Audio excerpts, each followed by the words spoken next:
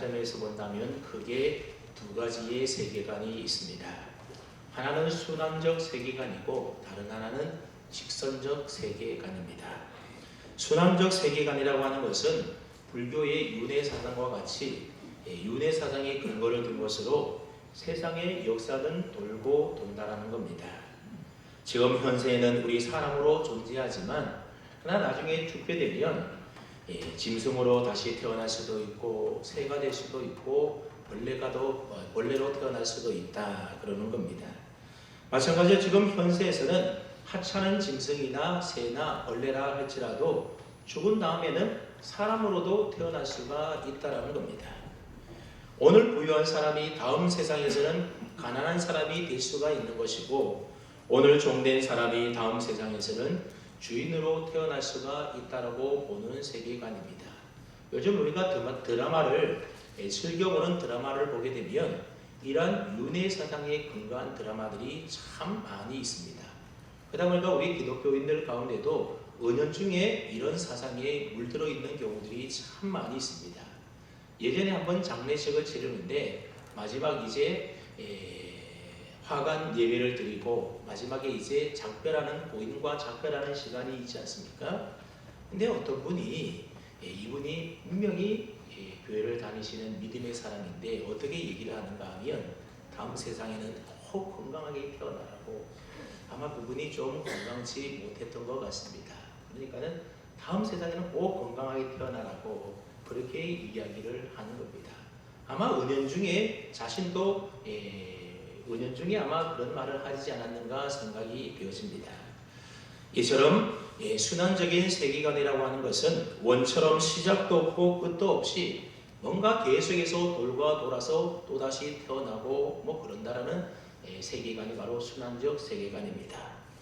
여기에 반해서 직선적인 세계관이 있습니다. 직선적인 세계관이라고 하는 것은 역사가 처음에 시작이 있고 마지막 끝이 있어서 하나의 직선처럼 역사가 흘러간다는 겁니다. 창조가 있고 마지막 종말이 있다는 겁니다. 다시 태어나는 그런 거 없다는 겁니다. 역사는 그 시작인 창조에서 끝인 종말을 향하여 흘러가는데 그 역사 가운데 살아가는 우리가 그 역사 가운데 예수 그리스도를 구주로 믿고 고백하면 역사의 종말에 구원을 얻게 된다. 그것이 바로 우리 기독교적인 역사관이고 직선적인 세계관이라고 하는 겁니다. 여러분은 이 두 세계관 가운데에 어느 것이 옳다라고 생각합니까? 성경은 우리에게 분명히 역사의 시작이 있고 종말이 있고 창조가 있고 마지막이 있다. 직선적인 세계관이라고 우리에게 분명히 가르쳐주고 있습니다. 근데 우리가 오늘 읽은 성경 말씀에 보게 되면 먼저 된 자가 나중되고 나중된 자가 먼저 된다. 그렇게 성경이 말씀하고 있다는 겁니다. 그럼 이 말씀을 우리가 그냥 단순하게 아무 별 생각 없이 깊이 생각하지 않고 읽어보게 되면 이 말씀이 마치 순환적인 세계관을 이야기하고 있는 것처럼 보인다는 겁니다. 먼저 된 사람이 나중되고 나중된 사람이 먼저 된다는 것은 부유한 사람이 가난하게 되고 가난한 사람이 부유하게 된다는 것인데 여러분 이러한 세계관을 담고 있는 세계관이 조금 전에 말했던 것처럼 순환적 세계관이다 그렇게 말을 했습니다. 그다음 여러분 성경은 분명히 우리에게 직선적인 세계관을 가르쳐 준다라고 했는데 왜 오늘 본문의 경우에 순환적인 세계관을 말씀하고 있는 것처럼 보이는 것이겠습니까? 그렇다면 오늘 본문이 순환적인 세계관을 이야기하고 있는 것이겠습니까? 그렇지가 않다라는 겁니다. 오늘 본문을 우리가 좀 자세히 살펴보게 되면 여기서 말하는 먼저 되고 나중되었다라고 하는 것은 우리가 죽은 다음에 더 좋은 모양으로 더 나쁘게 이런 모양으로 다시 태어난다. 그런 것을 말하는 것이 아니라는 것을 알 수가 있습니다. 우리가 오늘 본문을 잘 이해하려면 오늘 본문이 말씀하고 있는 먼저 된 것이 무엇이고 나중된다는 것이 무엇인지에 대하여 우리가 좀 잘 이해할 필요가 있습니다. 일반적으로 먼저 된다라고 하는 것은 남보다 앞서는 것을 말하는 것이고 성공하는 것을 가리켜서 우리가 남보다 앞섰다 그렇게 말하지 않습니까? 반대로 나중되었다라고 하는 것은 남들보다도 뒤처진 것을 말하는 것이고 실패한 인생을 말하는 것입니다. 그러므로 먼저 된 자가 나중되고 나중된 자가 먼저 된 자라고 하는 것은 성공한 사람이 실패할 수가 있고 실패한 사람이 성공할 수가 있다라는 의미의 말입니다. 여러분, 우리가 살아가는 이 삶의 질서라고 하는 것은 영원불변한 진리가 아니라 세상의 질서와 세상의 순서도 우리가 때를 따라서 바뀐다라는 것을 알 수가 있습니다. 예를 들어서 초등학교 다닐 때에 반에서 늘 1등 달리기 하던 친구가 있는데, 여러분, 이 친구가 나중에 나이가 조금 많아져서 40대, 50대가 되면 여전히 그 친구들과 비교해서 이 친구가 계속 1등을 할까요? 그렇지가 않습니다. 초등학교 다닐 때에 달리기 하면 나름대로 자신이 있어서 1등 참 많이 해봤는데 지금은 체중도 많이 나가고 그래서 무릎도 좋지 않고 그래서 아마 달리기를 해보면 틀림없이 아마 저 뒤쪽 편에 있지 않을까 생각을 해봅니다. 다시 말하면 순서가 뒤바뀌게 되었다는 겁니다. 여러분, 학교 다닐 때 똑똑해서 1등만 하던 친구들이 있는데 여러분, 그 친구가 그 인생에서도 늘 1등만 하겠습니까? 그렇지가 않다는 겁니다. 오히려 학교 다닐 때에 문제아로 찍혀서 골칫거리였던 그런 친구들이 나중에 인생에서는 성공하고 잘 되는 경우들도 많이 있다는 겁니다. 여러분, 경제적인 질서는 또 어떻습니까? 한때 우리나라 경제계를 주름잡던 대기업 중에는 지금은 이름도 없이 사라져버린 그런 기업들도 많이 있습니다. 그런가 하면 들어보지도 못한 기업들이 지금도 많이 생겨나고 있습니다. 경제 질서가 달라지게 되는 겁니다. 인류의 역사를 생각해 보더라도 한때는 사람이 가지고 있는 육체적인 힘이 최고였던 시대가 있었습니다. 그러나 시간이 지나가면서 육체적인 힘보다는 사람이 가지고 있는 기술이 최고였던 그런 시대가 또 있었습니다. 그리고 지식이 최고였던 시대도 있었습니다. 지금은 어떤 것이 최고인 줄 아십니까?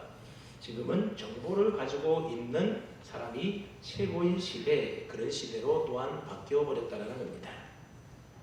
이처럼 우리가 살아가는 이 세상의 일들을 우리가 잠깐만 생각해 보아도 먼저 된 자가 나중되는 경우들도 있고 나중된 것 같았던 일들이 나중에는 먼저 되는 경우들이 있다는 겁니다. 그러니까 세상의 질서도 이처럼 늘 먼저 됐다고 해서 계속 먼저 되는 것이 아니라 나중되는 일이 있고 나중되는 것도 먼저 되는 경우들이 있다는 것입니다. 변한다라고 하는 겁니다. 여러분, 오늘 당장에도 세상 질서가 달라질 수가 있는 것입니다. 그 기준이 무엇인가에 따라서 여러분, 세상의 질서가 다 다르지 않습니까?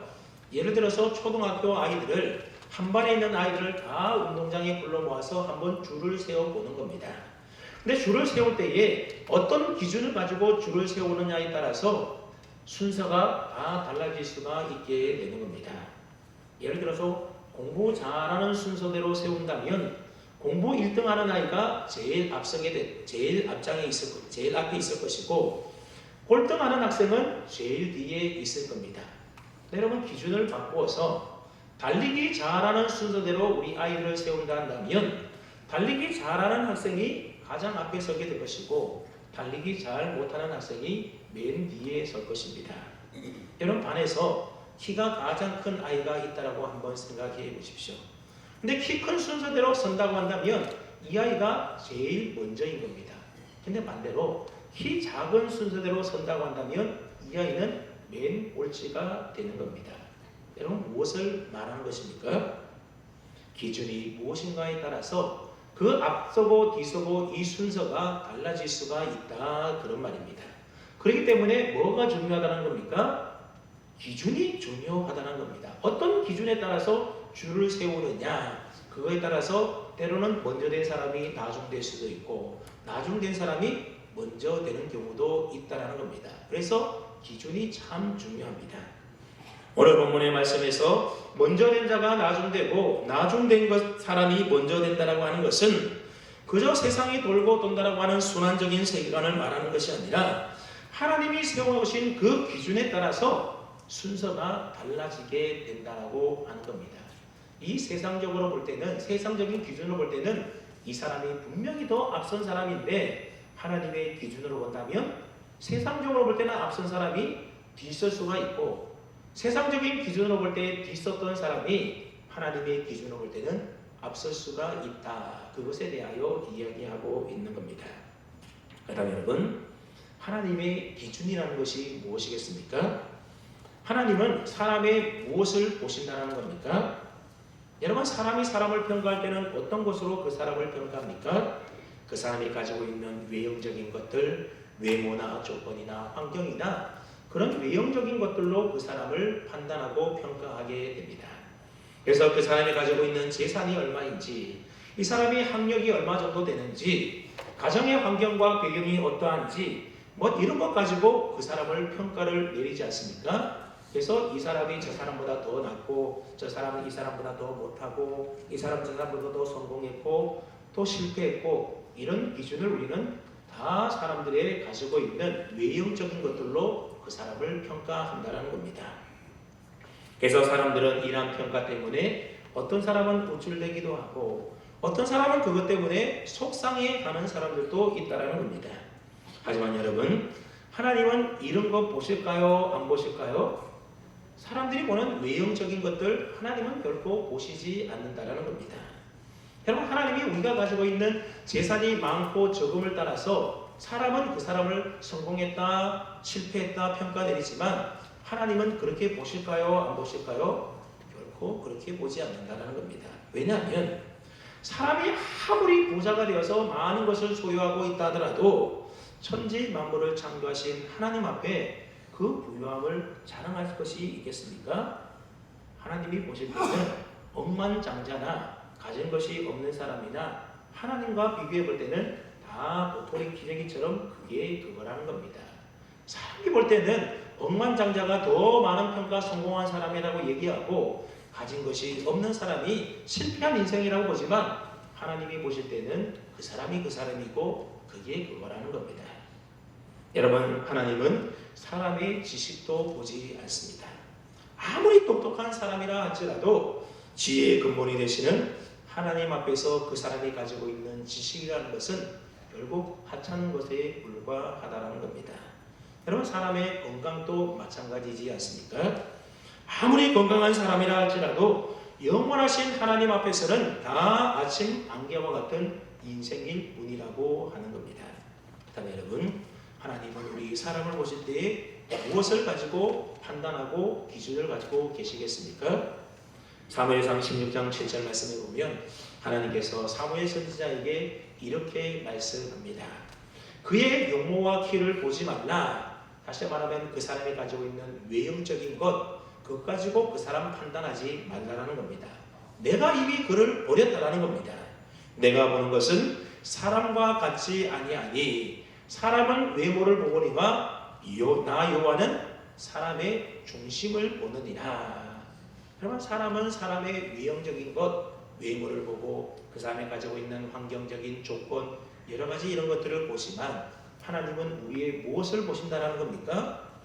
우리가 가지고 있는 외형적인 조건이나 환경이나 그 사람이 가지고 있는 능력이나 재산이나 이런 것 보지 아니하고 우리 마음의 중심, 이 사람이 하나님을 얼마나 사랑하고 하나님을 얼마나 온전히 믿는가, 그 마음의 중심을 보신다는 겁니다.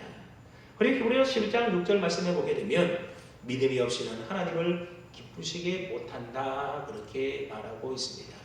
하나님을 기쁘시게 하는 것은 오직 우리의 믿음이지 우리가 가지고 있는 재산이나 지식이나 학력이나 뭐 그런 것들이 결코 아니라는 겁니다. 그러므로 하나님은 우리의 무엇을 보시는가? 우리 마음의 중심을 보시고 그 중심에 믿음을 보고 계신다라는 겁니다. 하나님은 이 기준에 따라서 먼저 된 자를 나중되게 하시고 나중된 자를 먼저 되게 하신다라는 겁니다. 세상적인 기준으로 볼 때는 분명히 이 사람이 먼저 된 자이지만 하나님이 보실 때는 믿음의 기준으로 볼 때는 이 사람이 먼저 된 자가 나중되고 나중된 것처럼 보이는 그 사람도 믿음의 기준으로 볼 때는 그 사람을 먼저 되게 하신다는 겁니다. 그러면 여러분, 하나님께서는 장차 이 믿음의 기준을 가지고 우리 사람들의 순서와 질서를 분명히 바꾸게 될 것입니다. 우리 한번 따라하겠습니다. 믿음이 기준입니다. 무엇이 기준이라고요? 믿음이 기준이라는 겁니다. 그럼 우리는 늘 하나님 앞에 내 믿음이 어떠한지 그 믿음을 굳게 세워가는 저와 여러분 될 수 있기를 바랍니다. 여러분 성경에 보면 우리의 신앙생활을 여러 가지 비유로 하고 있는데 그 중에 마라톤 경주와 비유하는 말씀이 있습니다. 네, 여러분 마라톤 경주를 한번 가만히 보십시오. 경기 도중에 앞서거니 뒤서거니 하지 않습니까? 그냥 마라톤 경기에서 가장 중요한 것은 출발을 누가 빨리 했느냐 이게 중요한 것이 아닙니다. 그리고 중간 지점에 누가 앞섰느냐 이것이 중요한 것이 아니라 마지막 피니시 라인 결승점에 누가 먼저 도달했는가 결승점이 중요하다는 겁니다. 아무리 출발이 빠르고 중간에 앞서다 하더라도 여러분 결승점에 들어오지 못하면 아무 소용이 없다는 겁니다. 출발이 좀 늦었습니다. 중간에 좀 뒤쳐졌습니다. 그러나 결승점에 먼저 들어오면 그 사람이 승리하게 되는 겁니다. 여러분 신학적인 용어 가운데 오메가 포인트라는 말이 있습니다. 이 오메가라는 말은 헬라어의 알파벳이 있는데 이 알파벳 가운데 가장 마지막에 나오는 알파벳이 바로 오메가입니다. 가장 처음에가 알파입니다. 알파, 베타, 감마, 젤타 이렇게 쭉 나가다가 마지막에 오메가가 나오게 되는 겁니다. 그러니까 오메가라고 하는 것은 세상의 끝을 말한다 그렇게 말할 수가 있습니다. 그리고 포인트라는 말은 영어로 한 지점을 말하는 겁니다. 즉 오메가 포인트라고 하는 것은 하나님이 정해 놓으신 역사의 마지막 날 그날을 가리켜서 오메가 포인트다 신학적으로 그렇게 이야기를 하는 겁니다. 여러분 세상의 모든 역사는 하나님께서 정해 놓으신 마지막 종말 이 오메가 포인트를 향하여 역사는 흘러가고 있는 것입니다. 여러분 우리가 올 한 해 2019년을 지금까지 살아오지 않았습니까? 이제 올 한 해가 그저 아무런 의미도 없이 사라져버리는 날들처럼 보이지만 사실 하나님이 정해놓으신 그날 마지막 날 종말의 날 그 오메가 포인트를 향하여 올 한 해만큼 더 가까이 진행되어진 것입니다. 그러니 여러분 오메가 포인트 종말이 점점 우리에게 더 가까이 오고 있다는 사실을 우리가 기억해야 되는 겁니다. 여러분 항구에서 배가 출항을 하는 데에 아무런 목적지도 없이 무턱대고 그냥 출항하는 배를 보신 적이 있습니까? 일단 출항해놓고 그저 물결치는 대로 이리저리 막 떠돌다가 그래서 마지막 도달하는 정박지가 목적지다 그렇게 생각하며 출항하는 배는 아무 배도 없습니다. 항구를 떠난 배는 분명한 목적지와 방향을 가지고 출항을 하게 되는 겁니다. 여러분 우리의 삶과 인생도 마찬가지라는 겁니다. 여러분 우리의 인생과 삶의 목적지가 없이 그냥 태어났으니 그냥 우연히 아무데나 내 마음대로 살다가 그냥 도달하는 것이 우리 인생의 목적지가 결코 아니라는 겁니다. 그럼 우리 인생의 목적지가 어디겠습니까? 바로 마지막 오메가 포인트 주님 앞에 서는 그날 인생의 종말 그날이 바로 우리 인생의 마지막 종착지 목적지인 것입니다. 그래서 그날에 내가 하나님 앞에 하나님의 믿음의 기준으로 볼 때 내가 내 인생을 어떻게 살았느냐 이게 우리의 인생의 정말로 중요한 일이라고 하는 겁니다. 그날에 먼저 된 자를 나중되게 하시고 나중된 자를 먼저 되게 하실 반드시 주님의 평가가 있게 된다는 겁니다. 그래서 예수님의 비유도 보게 되면 그날 마지막 날에 대하여 집중적으로 비유하고 있는 것을 보게 됩니다. 달란트 비유도 그렇고 열처녀 비유도 그렇고 알곡과 가라지 비유도 그렇고 어떻게 보면 탕자의 비유도 마지막 그날에 집중되어 있다는 겁니다. 우리가 올 한 해를 살았는데 이 모든 날들이 어디를 향하여 가고 있다는 겁니까? 마지막 오메가 포인트를 향하여 올 한 해만큼 우리가 더 가까이 그날을 향하여 우리가 가고 있는 것입니다. 여러분 우리 인생의 승부수는 언제 결정되는 겁니까? 앞서거니 뒤서거니 하는 이 세상에서 결정되는 것이 아니라 마지막 피니시 라인, 마지막 오메가 포인트, 우리 주님 앞에 서게 되는 그 심판날에 하나님 앞에 서는 그날에 우리의 모든 인생의 성공과 실패가 결정된다라고 하는 겁니다. 그러므로 여러분 그날이 어떤 날이겠습니까? 우리가 사는 지금 이 세상에는 성과 악이 불의와 의가 함께 공존하고 있는 세상입니다. 그래서 어떤 경우에 우리가 가만히 보게 되면 불의한 자가 더 잘 되고 불의한 자가 승리가 되는 것처럼 보이고 불의한 자가 오히려 성공하는 것처럼 보이는 그러한 모습이 때로는 보일 때가 있습니다. 그러나 여러분, 마지막 그날에는 결코 그렇지가 않다는 겁니다. 오직 믿음으로 살았던 하나님의 의의 사람들이 승리하게 되는 날이 바로 그날이라고 하는 겁니다. 세상의 불의 속에서 살았던, 세상적으로 볼 때 성공했던 사람처럼 보이는 그 사람이 주님 앞에 서는 그날 믿음의 기준을 가지고 봤을 때는 그 사람들은 다 먼저 된 자처럼 보이지만 나중 된 자가 되어서 다 지옥 심판을 받아서 멸망길로 가고 말게 될 것입니다. 그래서 마지막 날은 바로 우리의 믿음의 뿌린 대로 거두는 날이 될 것입니다. 온갖 거짓과 위선의 가면이 다 벗겨지는 날이 바로 그 마지막 심판의 날인 것입니다. 지금 우리 인생은 그날을 결승점으로 삼고 그날을 향하여 달려가며 살아가고 있는 겁니다. 여러분, 우리가 올 2019년도 시작할 때가 있었으면 2019년도 마지막 12월 31일이 있는 것처럼 우리의 인생 태어난 날이 있으면 마지막 죽는 날이 있고, 우리의 세상의 역사도 그 시작이 있었으면 마지막 종말이 있다라고 하는 겁니다. 그러기에 지금 이 세상에서 앞서 있다고 해서 그 인생이 결코 성공한 인생이다, 그렇게 말할 수가 없는 겁니다. 반대로 이 세상에서 남들이 생각할 때에 저 사람은 실패한 인생이야, 뒤에 있어, 그렇게 말했다고 해서 그 사람의 인생이 결코 실패한 인생이 아니라는 겁니다. 바로 마지막 주님이 오시는 그날에 하나님으로부터 인정받고 칭찬받아야만 비로소 우리가 진정한 인생의 성공을 이룰 수가 있게 되는 겁니다. 그러면 여러분, 이 세상에서 다른 사람보다 조금 더 부유하다고, 조금 더 많은 지식을 갖고 있다고, 또 건강하다고, 사는 집이 넓고 또 타고 다니는 차가 좀 더 좋은 차라고 다른 사람들과 경쟁해서 내가 더 앞서고 있다라고 성공했다라고 생각하시면 그것은 큰 착각이라고 하는 겁니다. 하나님 앞에 서게 되는 그날에 지금의 인생의 성공의 모든 순서가 뒤바뀌는 날이 오게 된다는 겁니다. 반대로 이 세상에서 다른 사람보다 좀 더 뒤처져 있고 다른 사람보다 여러 가지 면에 있어서 부족하다고 해서 실패라고 생각하면 그것 또한 오해라고 하는 것입니다.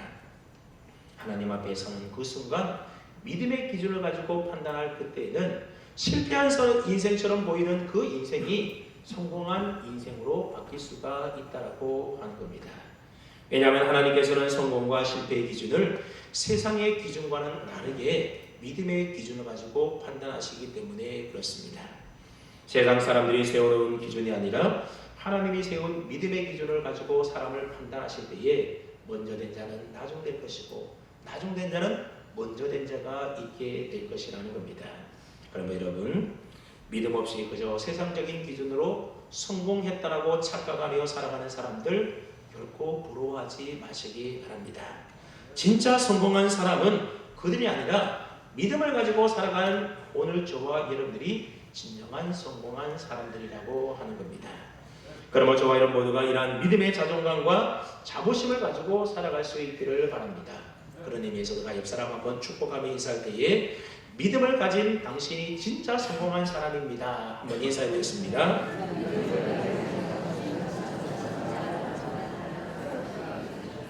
그렇습니다. 믿음을 가지고 살아가는 그 사람이 정말로 성공한 인생을 살아가는 사람이라는 겁니다.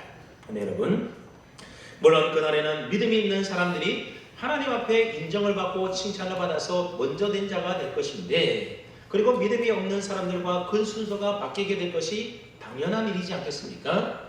근데 오늘 본문 말씀은 믿음으로 사는 사람들에게 주신 말씀이라고 하는 겁니다. 즉 하나님을 믿는 사람들 사이에도 그 순서가 뒤바뀔 수가 있다라는 겁니까? 없다라는 겁니까? 뒤바뀔 수가 있다라는 겁니다. 그 다음에 믿음의 사람들 중에 어떤 사람이 먼저 된 자들로서 나중되는 사람이겠습니까? 바로 교만한 사람은 먼저 된 자 같은데 나중된 사람이 된다라고 하는 겁니다. 여러분, 아무리 믿음이 좋은 사람도 교만하게 되면 나중이 될 수밖에 없는 것입니다. 여러분, 성경을 보게 되면 예수님께서 특별히 많이 책망한 사람 가운데 바리새인들이 있습니다. 우리는 흔히 바리새인 하면 그런 사람들은 뼛속까지 나쁜 사람, 근본이 악한 사람, 그렇게 생각하기가 쉽습니다. 그런 사실을 알고 보면 꼭 그렇지만은 않다라는 겁니다. 그럼 바리새인들의 출발은 참 좋은 시작에서 출발을 했습니다. 여러분, 바리새인들이 어떤 사람입니까? 이 바리새라는 말의 뜻을 보게 되면 구별하다라는 뜻을 가지고 있는 말입니다. 우리가 이왕 하나님을 믿을 바에는 다른 사람들과 구별될 정도로 정말 제대로 한번 잘 믿어보자, 그런 좋은 생각과 의도를 가지고 믿었던 사람들이 바로 바리새인들이었다라는 겁니다.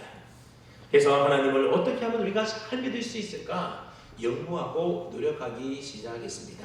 그래서 하나님의 율법의 말씀을 그대로 지키려고 애를 썼던 사람들입니다.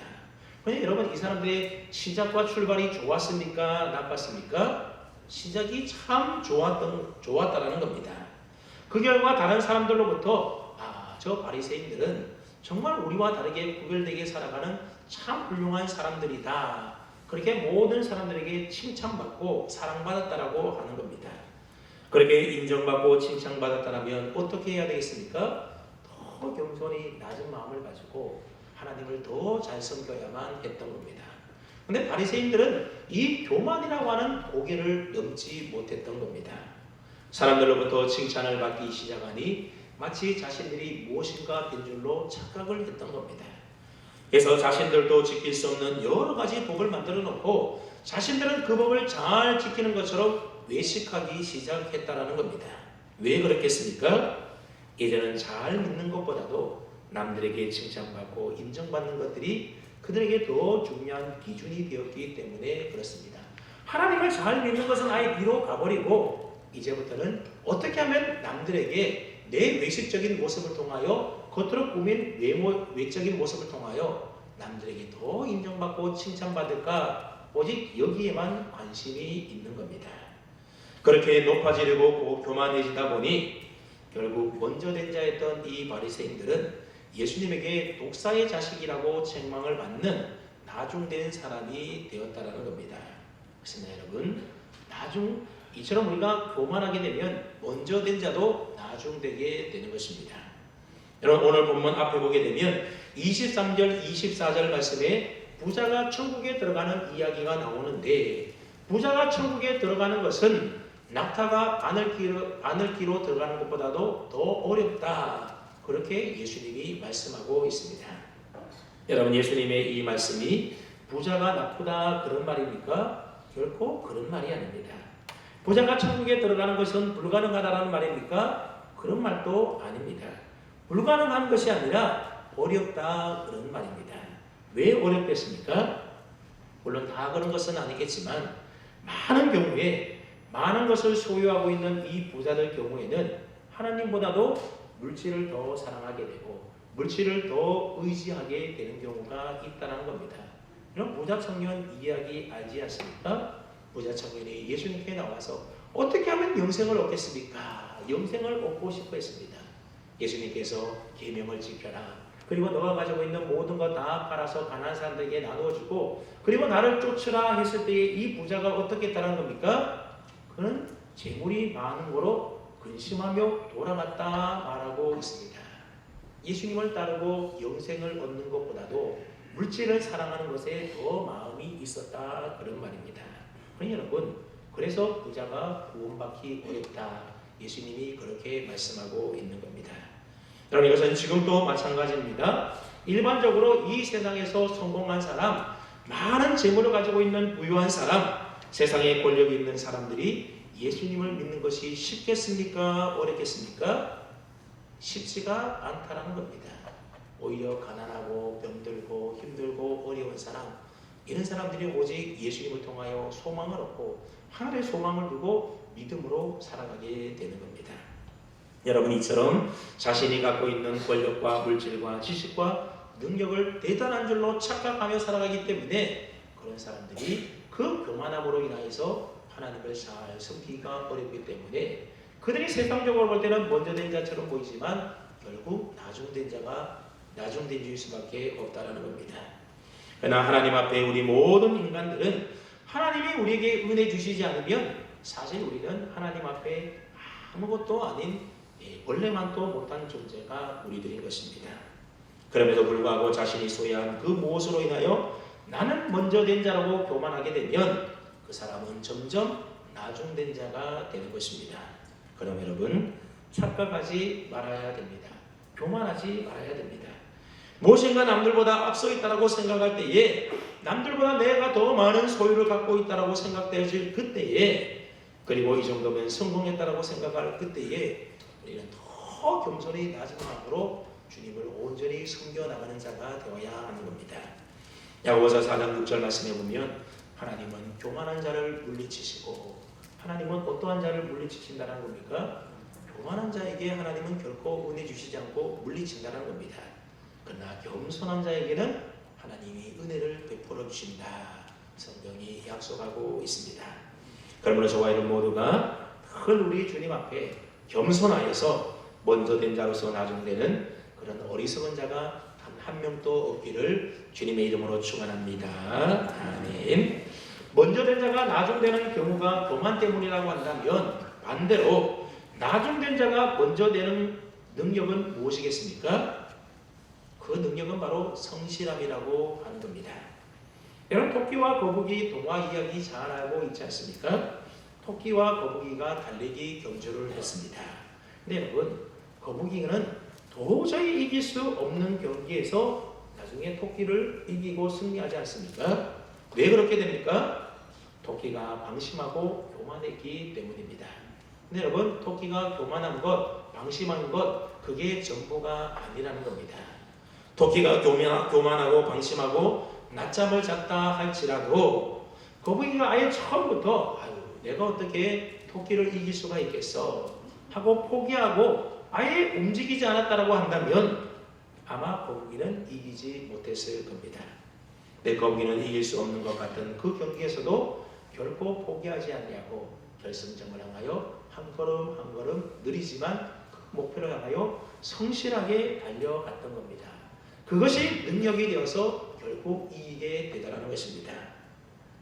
여러분, 공부를 하든지 운동을 하든지 아니면 우리가 신앙생활을 하든지 성실하게 하는 그 사람이 이기게 마련이라는 겁니다. 여러분 주변에 성실하지 않은 사람이 실력이 있는 사람이 된 것을 본 적이 있습니까? 저는 그런 사람 본 적이 없습니다. 어느 사람이 실력이 있다라고 하는 것은 그만큼 성실하게 애쓰고 노력한 결과인 것입니다. 여러분, 무슨 일이든지 성실한 사람이 그래서 성공하는 법인 겁니다.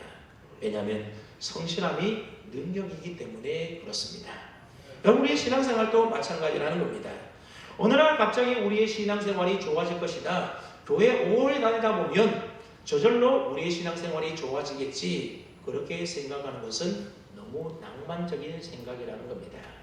여러분, 신앙생활도 성실하고 열심을 내고 산화한 마음이 있어야만 우리의 믿음이 자라게 된다는 겁니다. 가끔 어떤 분들을 보게 되면 어느 날에는 정말 하나님의 놀라운 은혜를 체험해서 마치 막 천국에 살아가는 것처럼 굉장히 남들이 볼 때도 믿음이 좋아 보입니다.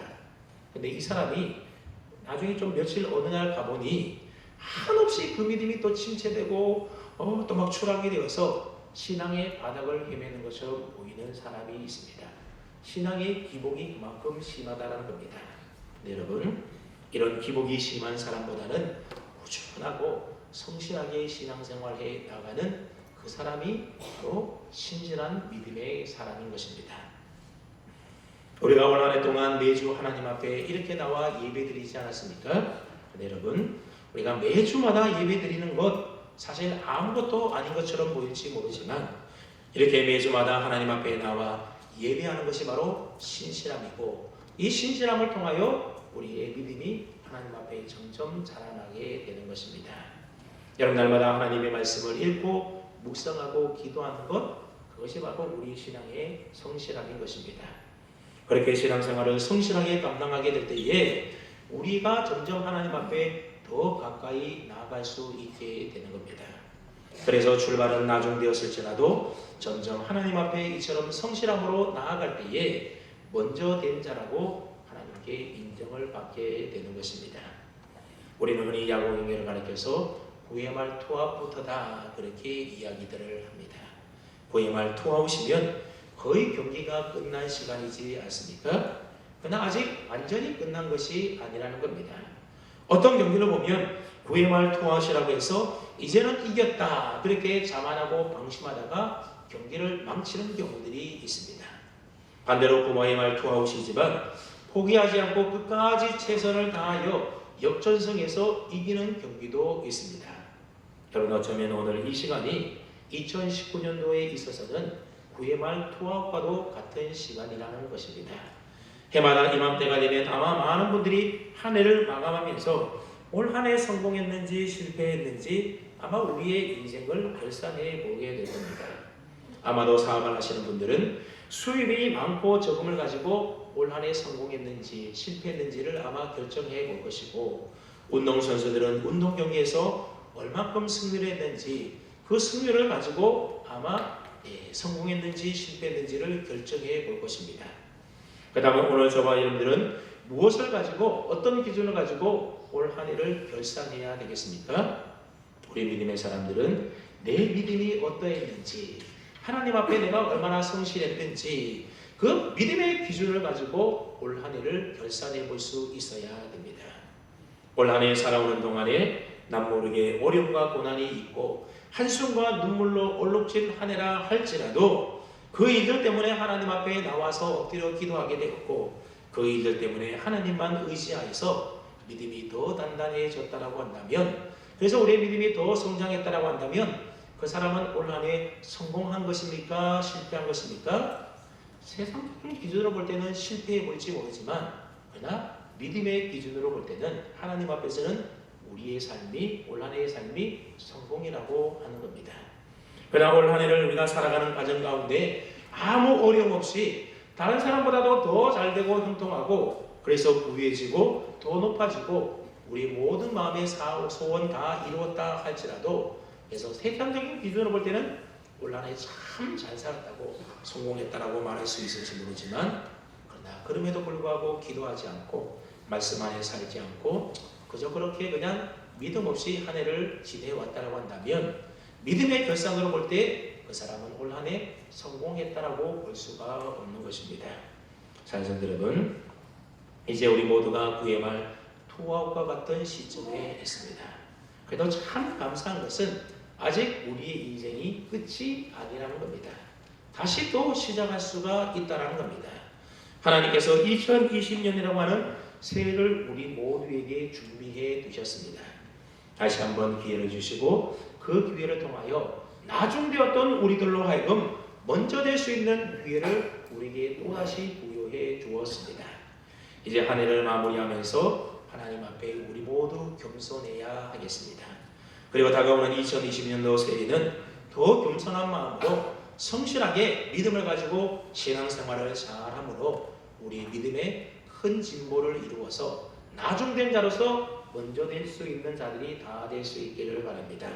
그래서 우리 하나님 앞에 착하고 충성된 종이라고 잘했다고 우리 모두가 마지막 심판날에 큰 칭찬과 상급 받는 저와 여러분 다 될 수 있기를 주님의 이름으로 축원합니다. 아멘.